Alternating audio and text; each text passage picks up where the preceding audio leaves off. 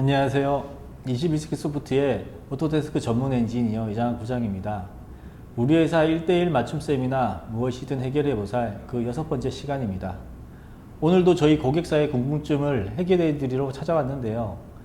자사 제품의 3D 설계 데이터를 마야를 활용해 사실적인 영상으로 제작하는 방법에 대해 알려드리러 왔습니다. 그럼 이제부터 마야와 아놀드를 활용해 사실적인 영상 만드는 방법에 대해 교육을 시작하겠습니다. 제가 오늘 마야 2023으로 이제 여러분들에게 알려드릴 내용은 마야를 활용해서 어떻게 이제 사실적으로 시각화할 수 있는 부분이 있는지에 대해 궁금해 하셔서 그러면 그런 것들을 쉽게 이제 마야로 지금 만드시고 계시는 제품을 시각화하시는데 도움이 될 만한 내용들을 좀 준비를 했고요. 우선 이제 마야를 먼저 실행하시게 되면 가장 먼저 이제 접하시는 게 인터페이스죠. 뭐 다른 프로그램들도 다 쓰시겠지만 처음 딱 썼을 때 뜨는 화면 있잖아요. 거기에는 이제 작업창과 그 다음에 이제 각종 기능들을 실행할 수 있는 메뉴들이 이렇게 뜨는데 그거를 이제 저는 이제 뷰포트 컨트롤하는 방법이랑 워크플레이스라는 개념으로 이렇게 좀 알려드리려고 하는데 처음에 이제 마야를 실행하시면 이렇게 마야 화면이 이 화면이 뜰 거예요. 이 화면이 뜨는데 간단한 3D 오브젝트를 생성하는 거는 여기 보면 이걸 셀프라고 그래서 각각 기능별로 필요한 기본적인 메뉴들을 모아 놓아 있는 거거든요. 여기에서 이제 폴리 모델링이 만약에 스피어를 딱 클릭을 해보면 자동적으로 이렇게 스피어 모델이 생성이 되고 그러면 이거를 이제 화면상에서 내가 제어를 할 수 있어야 되잖아요. 그 제어는 어떻게 하냐면 마우스 Alt를 누른 상태에서 마우스에 왼쪽 버튼을 클릭해서 움직이면 이렇게 카메라가 회전이 됩니다. 그리고 휠 마우스를 움직여주면 이렇게 줌아웃이 되고 그 다음에 Alt를 누른 상태에서 휠 마우스를 꾹 눌러서 움직이면 이렇게 카메라를 움직일 수도 있습니다. 이렇게 중심에서 이게 오브젝트가 움직이는 게 아니고 카메라가 움직이는 거거든요. 그러니까 그 개념을 아셔야 돼요. 오브젝트를 움직이려면 움직이고자 하는 오브젝트를 마우스 왼쪽 클릭으로 선택을 하고 W라는 단축키가 있거든요. 얘를 누르면은 이렇게 움직이는 게 오브젝트가 움직이는 거예요. 그래서 이렇게 움직이는 Alt를 누르고 마우스의 중간 버튼을 움직이는 거는 화면을 움직이는 거다. 그리고 줌이 휠 마우스를 이렇게 인, 아웃으로 뭐 줌아웃 하는 것도 있지만 Alt를 누른 상태에서 마우스의 오른쪽 버튼을 눌러도 이렇게 줌아웃이 돼요. 오른쪽 버튼 누르고 마우스를 움직이시면 줌아웃이 될 거예요. 화면 컨트롤은 이렇게만 하시면 되고 작업 마야가 이렇게 이제 계속 업버전이 되고 예전에는 뷰포트가 하나였다면 지금은 여기 보면 워크플레이스라 그래서 내가 모델링을 할 건지 아니면 뭐 애니메이션을 할 건지 그 다음에 VFX 작업을 할 건지 이렇게 작업 종류에 따라서 화면이 바뀌게 되거든요. 만약에 제가 애니메이션을 한다. 우리가 지금 몰드가 움직이는 애니메이션을 하는 법을 제가 알려드릴 건데 그럴 때는 애니메이션을 하기 위한 이 창으로 이 워크스페이스를 바꿔주시면은 내가 작업하기 편한 창으로 바뀌게 됩니다. 그리고 그 외에 뭐 일반적인 작업들을 한다고 하면 이게 제네럴이라고 되어 있죠. 제네럴. 그러면은 일반적으로 기본적인 작업 화면에 창이 뜨게 되고요. 그 다음에 여기 모델링, 리깅, 애니메이션, FX, 렌더링 이렇게 또 있을 거예요. 요거를 선택하는 거에 따라서 이 윈도우 뒤에 있는 메뉴들이 다 바뀝니다. 요렇게. 요거 지금 리깅이라고 하면 요또 윈도우 뒤로 요게 또 바뀌죠. 그리고 애니메이션 하면 윈도우 뒤에 키 애니메이션 할 수 있는 메뉴들로 나오고 FX를 하면 윈도우 뒤에 이렇게 FX에 관련된 3D에 대한 개념을 조금 이제 짚고 넘어가자면 3D는 크게 네 가지 개념, 여기 나와 있는 이 개념으로 설명을 드릴게요. 제작을. 모델링은 이 3D 마야 화면 안에서 우리 뭐 솔리드웍스를 쓰시는지 뭐 인벤터를 쓰시는지 모르겠는데 3D 툴에서도 이 화면에서 뭔가를 3D를 만들 수가 있잖아요. 그거를 3D 형태로 뭔가 안고 둔 상태에서 3D 형태를 만드는 걸 모델링이라고 그래요. 모델링 과정. 그리고 쉽게 이제 예를 들어서 사람 같은 경우에 사람의 형태를 모델링을 하잖아요. 그 다음에 사람이 움직이려면 사람의 그 모델링 안에다가 실제 사람처럼 뼈를 심어줘야 돼요. 뼈를 심고 그리고 그 뼈를 움직여서 사람처럼 걷거나 뛰거나 할 수 있게끔 컨트롤러를 만들어줘야 되거든요. 그 과정을 리깅 작업이라고 그래요. 그래서 그 작업으로, 그러니까 작업 순서가 그렇게 돼요. 그래서 리깅으로 넘어가게 됐을 때 이제 리깅을 할 수 있는 메뉴들이 뜨는 거고, 그 다음에 그럼 사람이 움직일 수 있게끔 모델링도 되어 있고 리깅도 되어 있다면 이제 움직여야 될 거잖아요. 그 움직이는 과정을 요 키 애니메이션, 키 프레임이라고 있거든요. 여기 바닥 밑에 보면 이렇게 플레이해서 움직일 수 있게끔 하는 거를 애니메이션이라고 해요. 그렇게 해서 이제 그래서 작업자를 크게 모델링을 하는 사람을 모델러, 리깅을 전문으로 하는 사람은 리거, 애니메이션을 전문으로 하는 사람을 애니메이터라고 그래요. 저처럼 다른 사람도 있고 또 현업에 갔을 때는 전문적으로 이렇게 나눠져 있는 사람들도 있어요. 이제 움직였다면 옷이 막 흩날린다거나 아니면 불꽃이 터진다거나 구름이 움직인다거나 물 시뮬레이션이 된다거나 이러한 부분들은 FX 작업이라고 하거든요. 근데 그것도 VFX 하는 사람들만 또 따로 있어요. 그리고 최종적으로 렌더링이라고 해서 최종 영상처럼 사실적으로 보여지게 하는 그런 과정을 렌더링 과정이라고 그러고, 그렇게 총 여기 하나, 둘, 셋, 넷, 5개의 과정을 거쳐 하나의 영상이 만들어진다라고 이해하시면 돼요. 그 마야는 처음부터 끝까지 그렇게 하나의 영상을 만들기 위해서 모든 기능을 다 가지고 있는 종합 툴이라고 보시면 됩니다. 우리 보통 뭐 솔리드웍스나 인벤터나 해보면 거의 설계하는 데만 최적화되어 있는 툴이잖아요. 근데 이제 마야 같은 경우에는 거기에서 설계되어 있는 데이터를 마야로 가져와서 그렇게 살아있는 것처럼 만들 수 있는 툴이라고 보시면 되겠죠. 그래서 이제 제작 과정으로 넘어가서 인터페이스는 그렇게 보시면 돼요.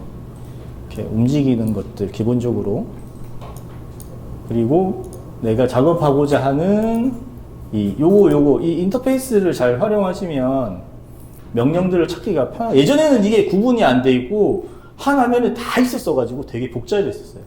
근데 지금은 여기 이제 워크스페이스와 이걸로 내가 딱 필요한 기능들만 이렇게 이제 불러와서 쓰시면 돼요. 그 다음에 화면을 조금 더 설명을 드리면, 여기 이제 아웃라이너라고 있는 거에는 내가 이렇게 생성하는 오브젝트들 리스트가 이렇게 다 오브젝트 리스트 형태로 보시면 돼요. VFX든 리깅을 하든 뭐든 내가 생성하는 모든 것들이 이 아웃라이너에 다 나타나게 됩니다. 그리고 지워주는 거는 선택하고 딜리트 버튼 누르면 이렇게 지워줍니다. 딜리트. 그리고 생성된 오브젝트의 특성은 이 옆에 보면 어트리뷰트라는 게 있고 채널 박스 레이아웃이라는 게 있고 모델링 툴킷이라고 있어요. 이 모델링 툴킷은 모델링 하는데 필요한 부분인데, 지금 여러분들께서는 모델링을 인벤터에서 해서, 솔리드웍스에서 해서 가져오시니까 이 부분은 필요 없으실 것 같고, 그래서 이 부분은 안 보셔도 되고, 오늘 교육에서는 모델링 과정은 뺐어요. 기본적으로 모델링은 솔리드웍스에서 한 데이터를 가져올 거라는 예상을 두고 하는 거라, 처음 마야를 실행하면 이러한 화면에서 시작을 하게 되는데, 그러면 솔리드웍스에서 만들어진 데이터를 불러와야 되잖아요. 그걸 인푸트 과정이라고 그러거든요. 메쉬 임포트 및 생성이라는 과정을 해야 돼요. 보면 여기 임포트 메쉬, 그리고 그 렌즈의 형태를 담당할 변형될 형태를 담당할 폴리스피어를 만들어 줄 텐데, 여기 임포트 해서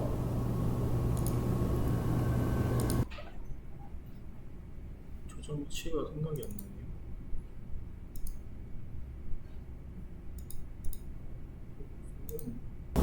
제가 샘플이라는 이름으로 이렇게 이제 그 틀같이 되어, 이걸로 만약이라고 하고, 이걸 이제 인벤터에서 설계된 몰드라고 이제 생각을 하고 이렇게 이제 불러왔다면, 처음에는 막 이렇게 떨어져 있을 거예요. 불러오게 됐을 때. 이렇게 돼 있어요. 제가 처음 불러와 보니까 이렇게 돼 있었거든요.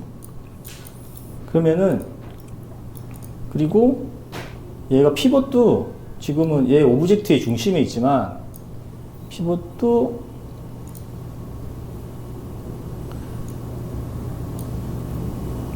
이렇게 돼 있었어요. 그러니까 지금 처음 그 보내주셨던 몰드 데이터를 불러왔을 때 상태가 이런 형태였었거든요.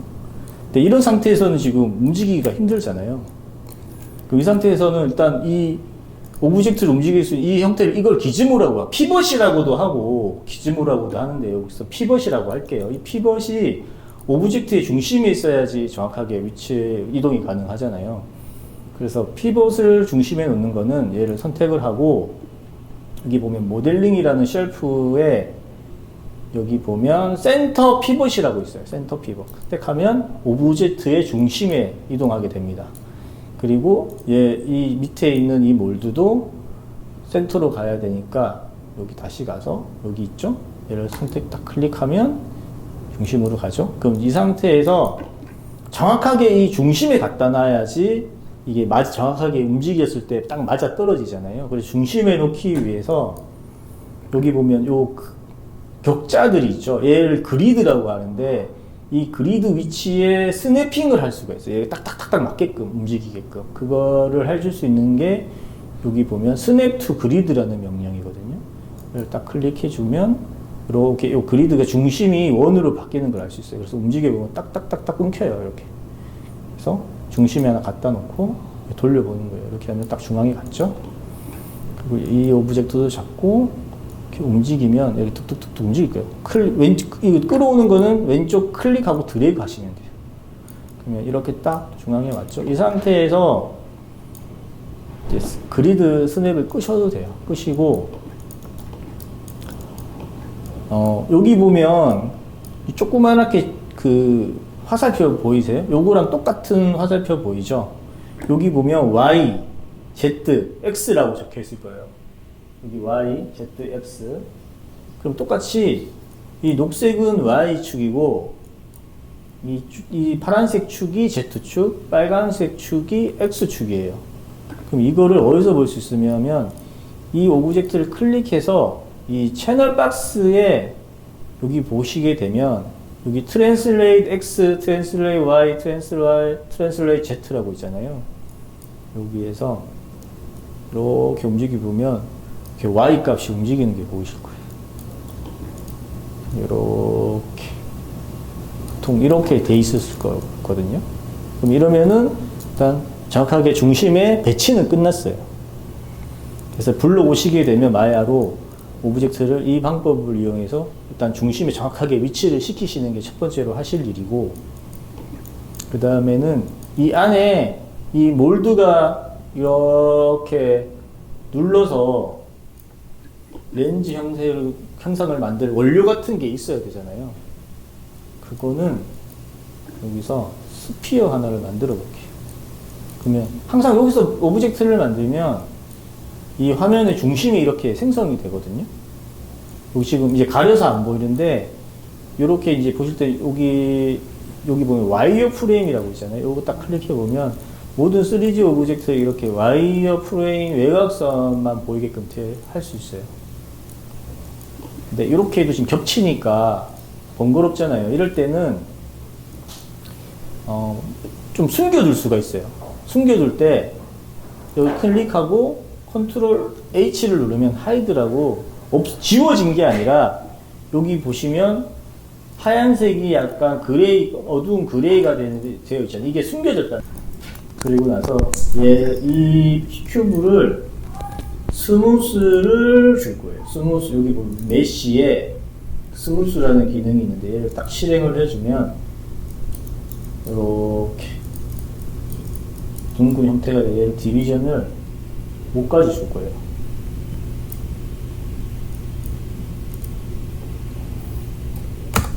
그러면은 이런 식으로 둥글면서도 균일한 면을 가진 오브젝트가 되거든요.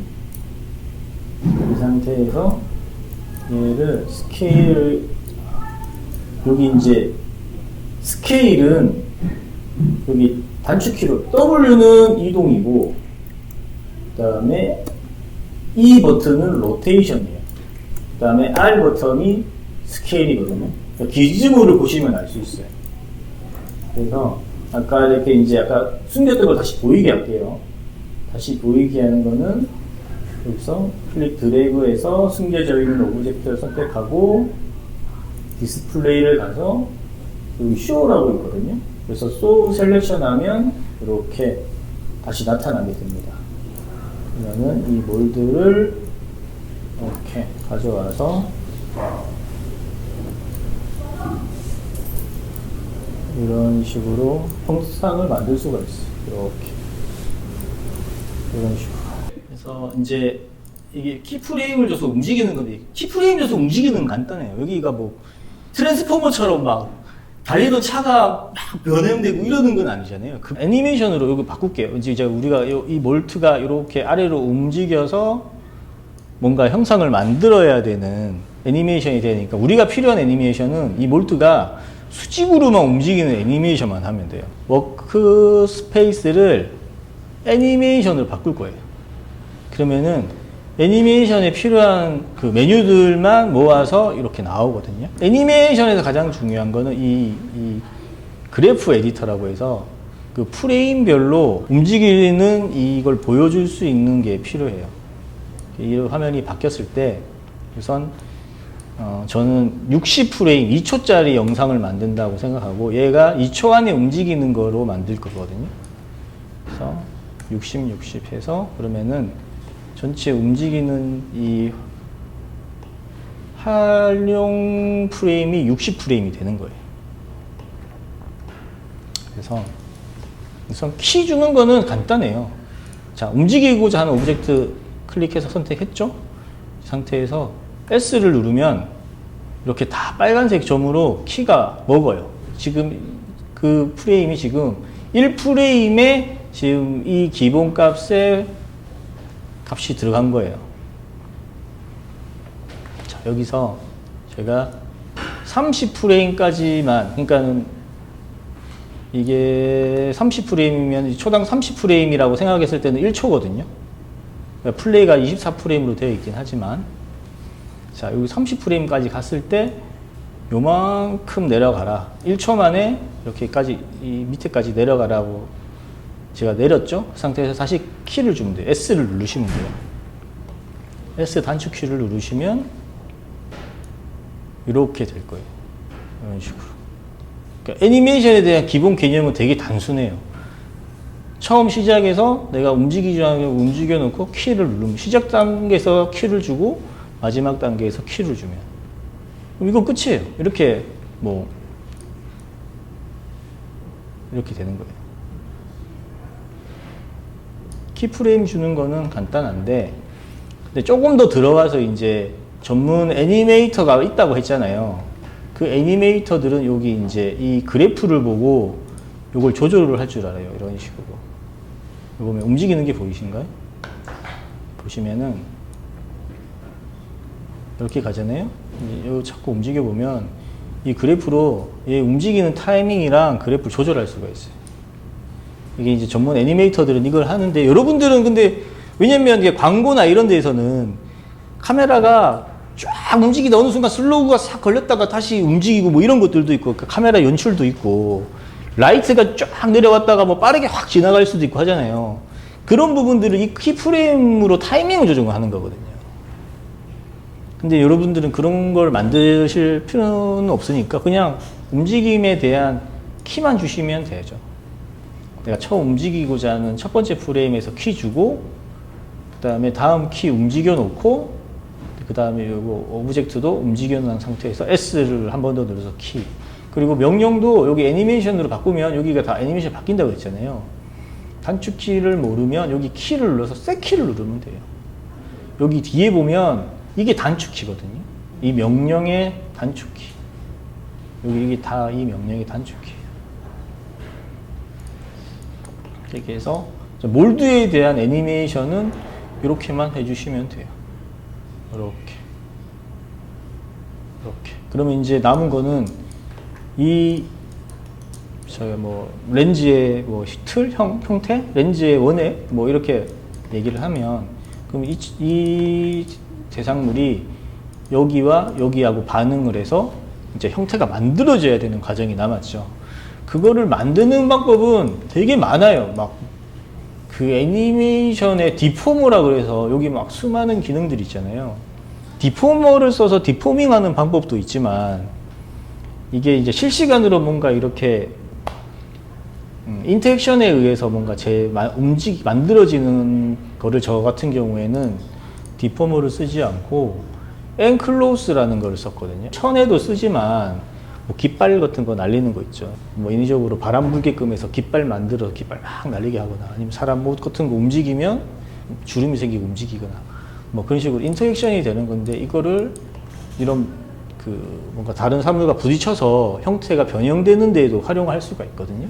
사물을 움직일 때는 애니메이션이라는 걸 썼지만 그렇게 이제 뭔가 움직이는 사물에 의해서 뭔가 변형이 일어나고 인터액션이 일어나는 거는 여기 이제 VFX 개념이에요. 그래서 FX로 이동을 해서 이 메뉴 탭을 FX로 이동하면 또 뒤에 이렇게 바뀔 거예요. 윈도우 뒤로. 그럼 이 많은 기능 중에 다 쓸 필요 없이 우리한테 필요한 기능이 엔클로스라는 기능이에요. 이거는 제가 여러 번의 그런 실험 과정을 거쳐서 이렇게 몰드가 표현이 되는 값들을 이렇게 이제 측정을 해놔서 이렇게 세팅을 해놓은 거거든요. 여기 보면 우선 이 오브젝트는 여기 엔클로스에 여기 크릭 엔클로스라고 해서 실제 변형이 일어날 형태고 이 몰드들은 움직여서 이 오브젝트에 변형을 줘야 될 부분이기 때문에 그러니까 이 친구들은 충돌체가 돼야 돼요. 충돌체. 그래서 그 충돌체로 지정을 해주는 게 이 엔클로스의 패시브 콜라이더라는 기능이거든요. 얘를 클릭해서 얘를 패시브 콜라이더로 하나 만들고 그다음에 여기 이것도 클릭해서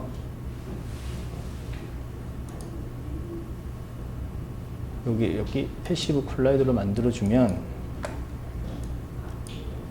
이렇게 해서 이제 타임 슬라이드를 움직이면 보시면 이렇게 변형이 생기는데 이상하게 되죠. 지금 아무것도 설정을 안 해서 그래요. 이런 식으로 눌리면서 이렇게. 근데 지금 이 상태에서는 또 가려서 안 보이잖아요. 이럴 때는 여기 이렇게 움직여 보면 여기 눌려가지고 이렇게 된 걸 보실 수가 있어요. 이렇게 돼 있던 게 이렇게 막 눌려져서 근데 눌리기도 전에 막 움직이는 거는 얘 지금 그래비티가 들어가 있어서 그런 거거든요. 지금 제가 그거 세팅하는 법을 좀 알려드릴게요. 이 콜라이더에 대한 특성 세팅은 지금 여기서는 더 이상 이 프레임은 더 이상 필요가 없어서 애니메이션에서 다시 제네럴로 넘어가 가지고 여기서 어트리뷰트로 가서 이제 요 A와 B 오브젝트의 패시브 콜라이더의 요 값을 바꿔줘야 돼요. 요건 제가 테스트를 거쳐서 최저값을 찾은 거기 때문에 여러분들도 하실 때 내가 하고자 하는 뭔가 이렇게 작업의 측정값을 찾아서 테스트를 해보면 돼요. 그리고 저는 여기에 패스트 콜라이더의 콜라이드 스트렝스가 이렇게 이제 충돌됐을 때의 강도거든요. 그리고 이 충돌체의 두께, 티크니스는 이 충돌체의 두께이기 때문에 0.5와 0.01호죠. 여기 보면 얘를 0.5, 그 다음에 이 충돌체가 두께가 너무 얇으면 이 오브젝트가 뚫고 들어오는 형상이 있어가지고 0.15 바꿔주시고 그 다음에 여기도 0.5 0.15 근데 수치는 이게 조금씩 이게 좀 변수가 많아요. 이게 왜냐면 이 3D 공간이 실제 존재하는 공간을 가상의 공간으로 열어놓은 거여가지고 그 스케일이라고 하죠. 요 장면의 스케일에 따라서 서로 인터액션 되는 부분들이 미세하게 좀 달라지거든요. 그래서 제가 원래 했던 결과물보다 하고 조금 다르게 나올 수도 있으니까 그건 좀 감안해 주셔야 돼요. 왜냐면 형태도 지금 달라져 가지고. 그 다음에 이제 앵클로스를 적용을 했잖아요, 여기에. 제가 몇 가지 실험을 해봤는데, 앵클로스에서는 여기 앵클로스를 적용한 오브젝트를 이렇게 딱 선택을 해보면, 여기 앵클로스 쉐입이라고 해서 그 특성들, 이 오브젝트의 그 속성을 세팅해주는 명령들이 있거든요. 여기 프리셋을 보면 우리가 표현할 수 있는 그런 사물들에 대한 속성을 얘로 해놓은 게 있어요. 얘를 가지고 응용을 하면 되는데, 여기 보면 이제 뭐 에어백도 있고, 비치볼도 있고, 뭐 여러 가지 있죠. 콘크리트도 있고, 허니, 라바. 근데 저는 여기 실크가 조금 이렇게 흐느흐느 하잖아요. 전에 보내주셨던 영상 보니까 이게 눌려져서 이렇게 부드럽게 이렇게 펴지는 걸 보니까 실크 쪽이 좀 부드러운 형태라서 좀 비슷하지 않을까 해서 이거를 적용을 했었고, 그럼 적용을 하게 되면 그 영문이긴 한데 이 실크라는 오브젝트의 어떠한 특성들을 건드렸을 때 뭐 저항성이나 이런 거에 따라서 속성이 바뀌는지에 대한 좀 그 노트가 있어요. 요거 좀 참고하셔도 좀 도움이 되거든요. 저도 요거 보고 참고해서 만들었던 건데, 일단 기본적인 특성을 좀 부여를 해 주시고 이제 하나씩 바꿔 볼게요. 여기 셀프 콜라이더 플래그를 바꿔 줄 거예요. 풀 페이스로. 여기 보면 셀프 콜리전 플래그를 여기 풀 서페이스로 바꾸고, 충돌했을 때의 강도거든요. 이거를 좀 약하게 해줘야 되더라고요. 0.016, 1에서 0.016으로 바꿔주시고, 이 오브젝트가 갖는 두께도 조금 너무 두꺼우면 이게 눌러지는 데 있어서 저항하는 그게 있어가지고 값을 낮춰줬거든요. 서로 충돌하는 그 두께도 좀 지정을 해줘야 되는데, 이거 같은 경우에 1.044 정도 사수로 바꿔주고, 그 다음에 다이나믹 프로퍼티라고 있는데, 이게 이제 스트레치 레지스턴스라는 게 이제 늘어났을 때 저항값이거든요. 늘어날 때 저항값이 크면 이게 눌려졌을 때 안 늘어나기 때문에 저항값을 낮춰줘야 돼요. 그래서 저는 이 값을 0.1로 세팅을 해줬어요. 그리고 컴프레션이 압축됐을 때의 저항값이거든요. 컴프레션 레지스턴스 값을 200 정도로.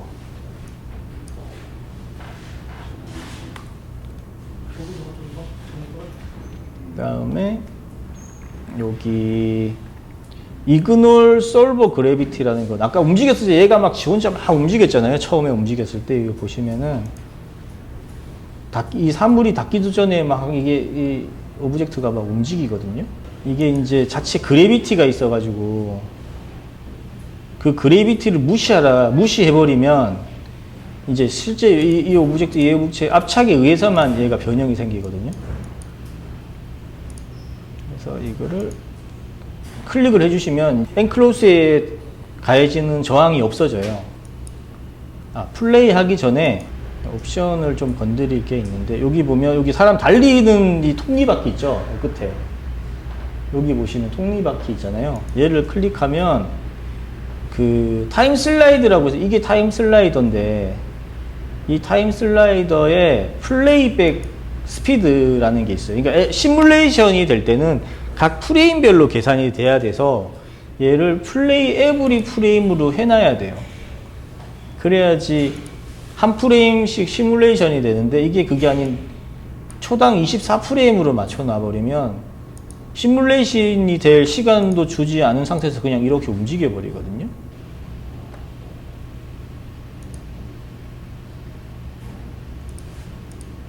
세이브를 누르고, 시뮬레이션 할 때는 얘를 이거 플레이 에브리 프레임으로 바꿔주셔야 돼요. 바꾸고 세이브.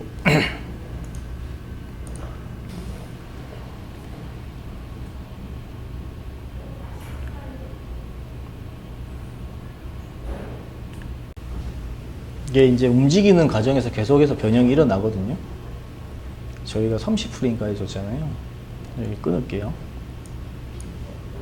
이게 이제 똑같은 결과가 안 나오는 이유가 몰드 틀이랑 스케일이랑 이런 게 형태가 또 많이 바뀌어 있어서, 그럼 이렇게 되면 아까 제가 줬던 값들 있잖아요. 걔들을 조정해 가면서 얘에 맞는 이 형태가 그런 형태로 나올 수 있게끔 세팅을 해야 되는 그런 과정은 필요하거든요. 그래서 그런 부분들은 직접 이제 마야로 테스트 해보시면서 잡으시면 되고, 그래서 이제 엔클로스를 이용해서 뭔가 이렇게 이제 형태 변환은 줄 수 있는 방법은 이게 다예요. 이 형태로 작업하시면 돼요.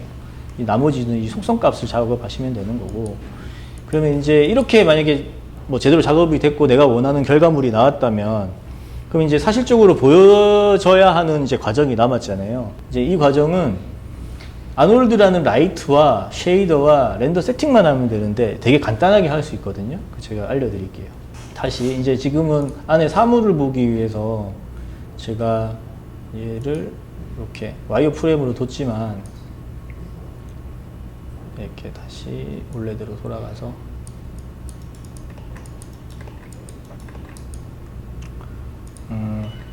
먼저 지금 공간에서는 라이트가 없어가지고 렌더에도 까맣게 나올 거예요.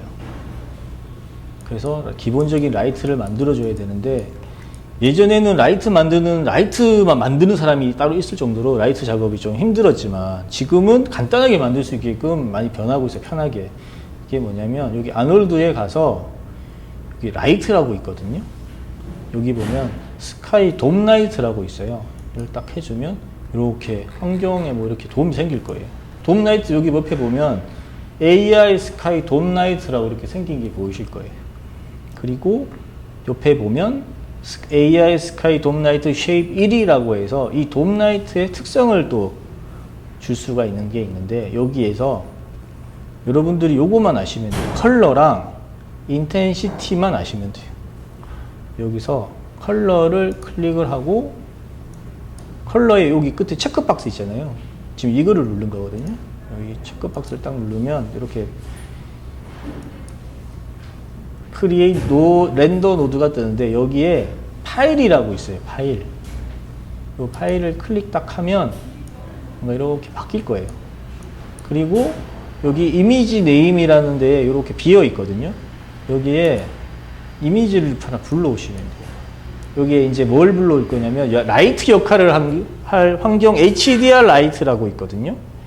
그러니까 라이트 역할을 하는 환경 이미지가 있어요. 그것만 불러오면 돼요. 이런 이미지 혹시 보신 적 있으시죠? 인터넷에 들어가서 HDRI라고 치면 무료로 다운받을 수 있는 맵들이 되게 많아요. 그 중에서 아무거나 다운받아 가지고 쓰시면 되거든요. 저는 여기 있는 거 하나를 써볼게요. 이렇게 하면 이렇게 3D 환경이 구성이 돼요. 라이트 환경까지. 이 상태에서 얘를 딱 눌러보면 이렇게 라이트가 들어오는 방향으로 이렇게 보여지기도 하거든요. 그럼 라이트는 이렇게 마셔도 돼요. 이렇게만 해도 환경이 충분히 이쁘게 나오거든요. 주변에 실제 있는 환경처럼. 디폴트로 이 이미지가 가지고 있는 밝기는 1로 보시면 돼요. 그래서 1로 지정이 되어 있거든요. 근데 내가 좀 더 어두워서 조금 더 밝게 하고 싶다. HDR 라이트가 가지고 있는 밝기가, 그러면 얘를 조금 더 올려주시면 돼요. 그리고 이제 그러면은 이 사물들이 또 사실적으로 보이게끔 해야 되잖아요. 그럼 재질을 줄 때, 여기 보시게 되면 여기 하이퍼 쉐이더 윈도우라고 있어요. 하이퍼 쉐이더 단축키로 이거를 딱 클릭을 하면 이렇게 재질을 적용하는 창이 또 따로 뜨거든요. 근데 이거보다 더 간단하게, 요거 창 안 보고도 할 수 있는데, 선택 클릭하고 마우스의 오른쪽 버튼 누른 상태에서 쭉 내리면 여기 보면 Assign New Material이라고 있어요. 다시요. 선택하고 마우스의 오른쪽 버튼 누르고 쭉 내리면 Assign New Material이라고 있는데, 얘를 클릭을 딱 하면 이렇게, 그럼 어떠한 재질을 적용을 할 거냐라고 떠요. 제가 지금 알려드릴 사실적으로 나오는 렌더링을 하실 거면 이 아놀드라는 렌더러를 써야 된다고 했잖아요. 그럼 아놀드 렌더러를 쓰려면 아놀드 쉐이드를 써야 돼요.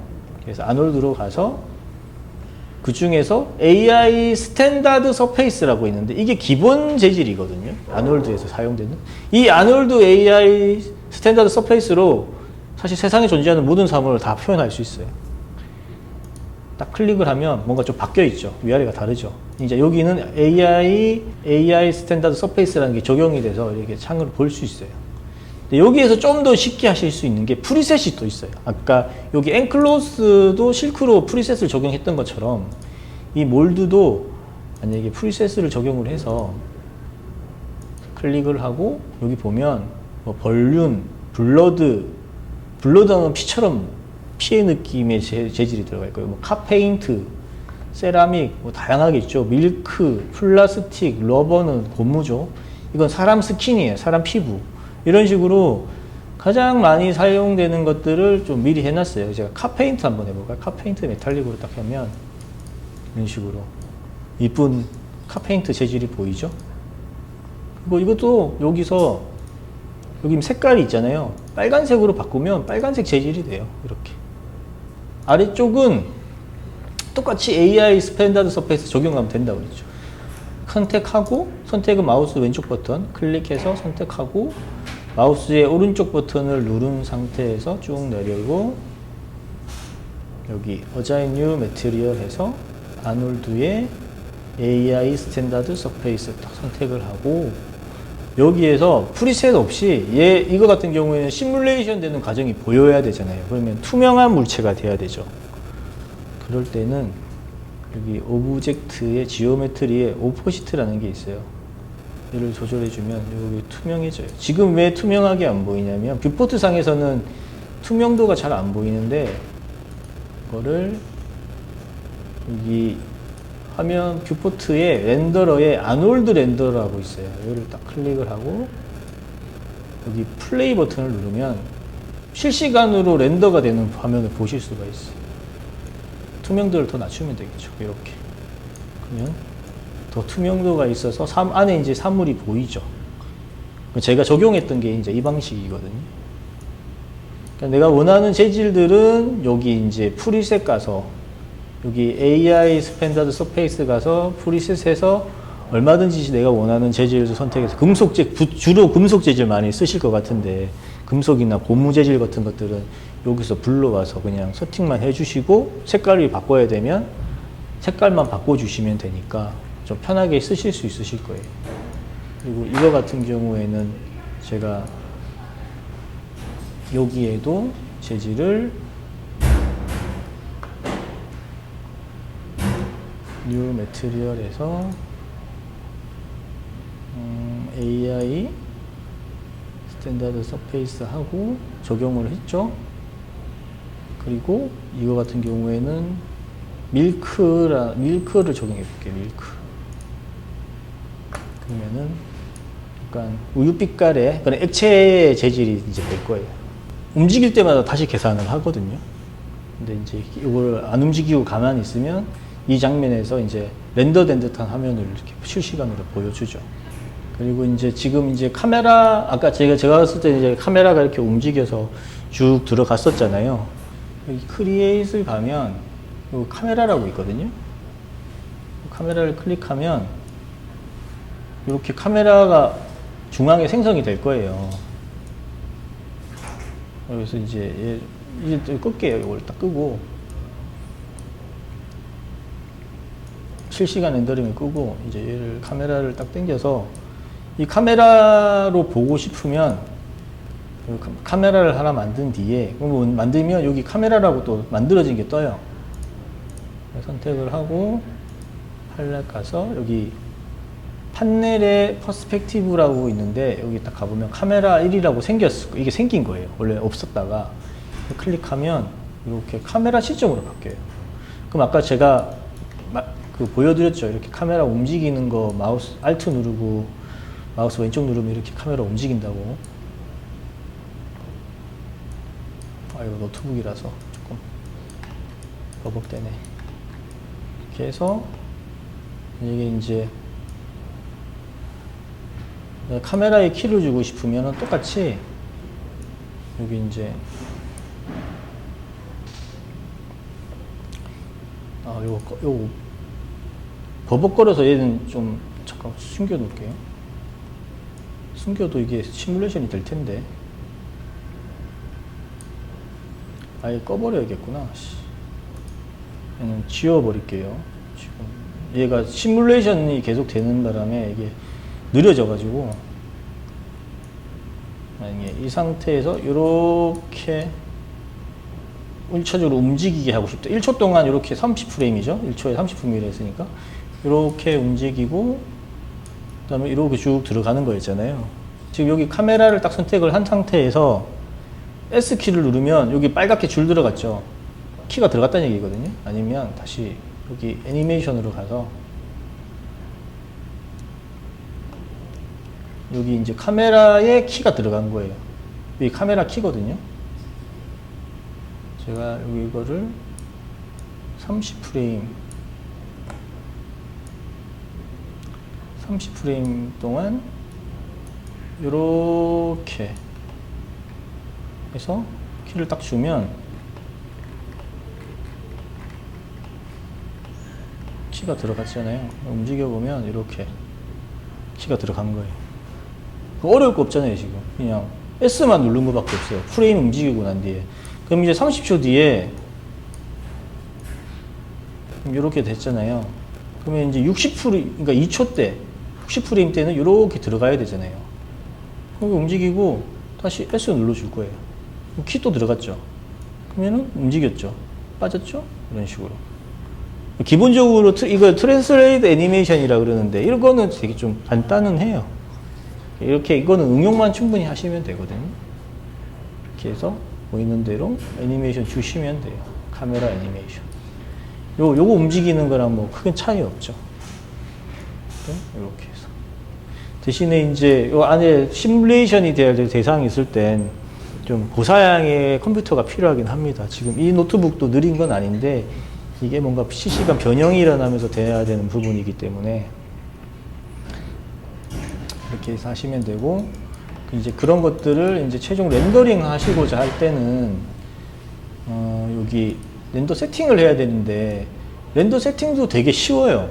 뭐 하시면 되냐면 기본적으로 마야는 아놀드가 기본 렌더러로 세팅이 되어 있어요. 그래서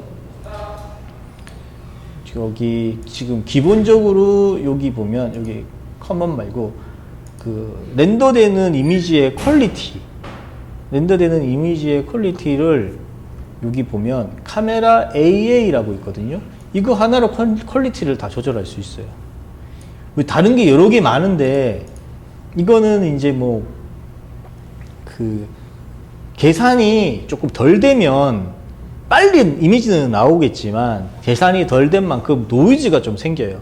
제가 보여드린 이미지도 영상 보내드린 영상도 약간 노이즈 있을 거예요.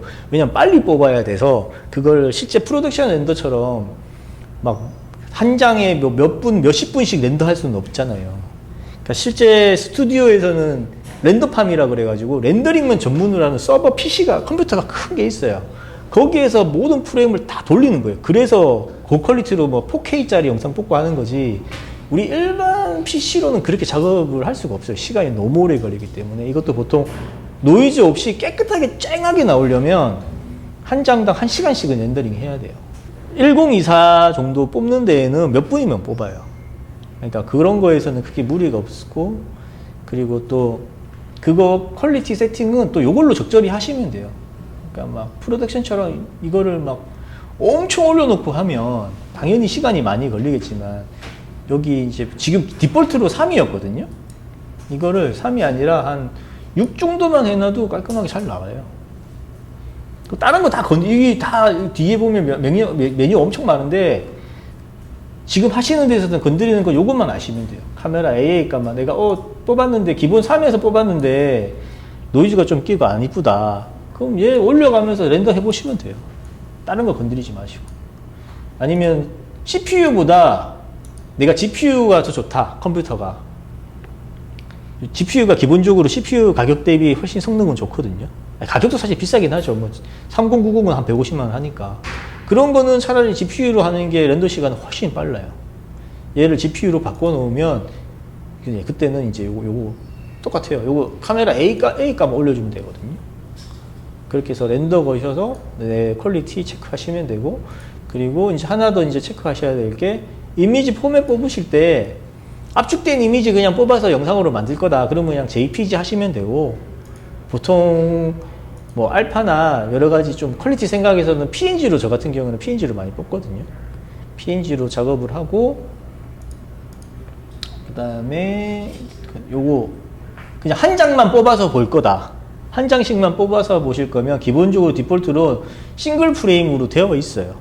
이건 안 바꾸시면 되고, 저처럼 뭐 여러 장 렌더에서 움직이는 거를 뽑고 싶다. 그럴 때는 이걸 바꾸셔야 돼요. 네임에 이 샵이 패딩이라고 해서 뭐 001, 002 이런 식으로 상당도 람바링이 되거든요. 그리고 확장자가 붙어요. 그러면은 뭐 샘플 001.png가 되겠죠. 뭐 이런 식으로 요거를 바꿔주고, 그 다음에 뽑고자 하는 카메라, 저희 지금 카메라 1번 선택했죠. 그럼 렌더될 카메라가 어떤 거냐? 카메라 1번이면 카메라 1번, 그냥 퍼스펙티브 뷰에 있는 카메라로 그냥 뽑을 거다가 퍼스펙티브 뽑으면 되고요. 그 다음에 프리셋이라고 그래서 이제 이미지 사이즈 조절하는 거 있거든요. 얼마만큼의 크기로 뽑을 거냐? 그게 이제 1K 하면 1024 사이즈 여기 뜨죠. 1024 사이즈. 만약에 4K로 뽑을 거다 그러면 4096 사이즈, 이런 식으로 여기서 사이즈 결정하시면 돼요. 그리고 내가 임의로 사이즈 맞출 수도 있어요. 여기 입력할 수 있거든요. 이렇게만 아시면 돼요. 그렇게 해서 요거 세팅이 딱 두 개밖에 없잖아요. 여기 이름, 요거 싱글 프레임에서 요걸 바꿔주는 거, 그 다음에 지금 뽑아야 할 이미지, 당연히 내가 몇 사이즈로 뽑을 건지 이미지 사이즈 정해 주시고, 그 다음에 여기 이제 내가 어느 정도 퀄리티로 뽑을 건지 요 퀄리티 바만 움직이시면 되고, 그 다음에 최종 렌더할 때는 얘를 렌더링으로 바꿔주시고, 여기 렌더라고 있잖아요. 렌더 딱 가서 여기 렌더 시퀀스라고 있어요. 렌더 시퀀스에 요것만 확인해 주시면 돼요. 여기 아웃풋 파일 로케이션이라고 해서 내가 어디에다가 렌더된 이미지를 저장할 건지 위치만 정해 주시면 돼요. 디폴트로는 여기 디폴트 이미지라는 데다 저장이 되거든요. 그러니까 요거 경로는 확인하시면 되니까 본인들이 내가 원하는 경로 여기 찾아가서 이렇게 여기 뭐 데스크탑에다가 폴더 하나 만들어서 넣으면 거기에 들어가고 하니까, 그렇게 해서 여기 보면 렌더 시퀀스 뭐 요거 누르면 그때부터 쫙 그때부터 컴퓨터가 계산하면서 렌더를 하기 시작할 거예요. 지금 알려드렸던 게 제가 그대로 여러분들이 보내주셨던 샘플 만드는 과정을 지금 그대로 다 설명을 드린 거니까, 그 부분은 그렇게 참고하셔서 제작을 하시면 돼요. 이렇게 오늘은 오토데스크 마야를 활용하기 위한 인터페이스부터 엔클로스까지 사용하는 방법에 대해 알려드렸습니다. 평소 마야를 활용한 제조 시각화에 대해 궁금하셨던 분들에게 도움이 되었기를 바랍니다. 오토데스크 제품을 더 잘 쓰고 싶고 평소에 궁금했던 부분만 누가 알려줬으면 좋겠다라는 생각을 하셨다면 저희 21세기 소프트가 찾아가겠습니다. 21세기 소프트 고객사라면 누구나 무료로 신청할 수 있으니 언제든 연락 주시기 바랍니다. 시청해 주셔서 감사합니다.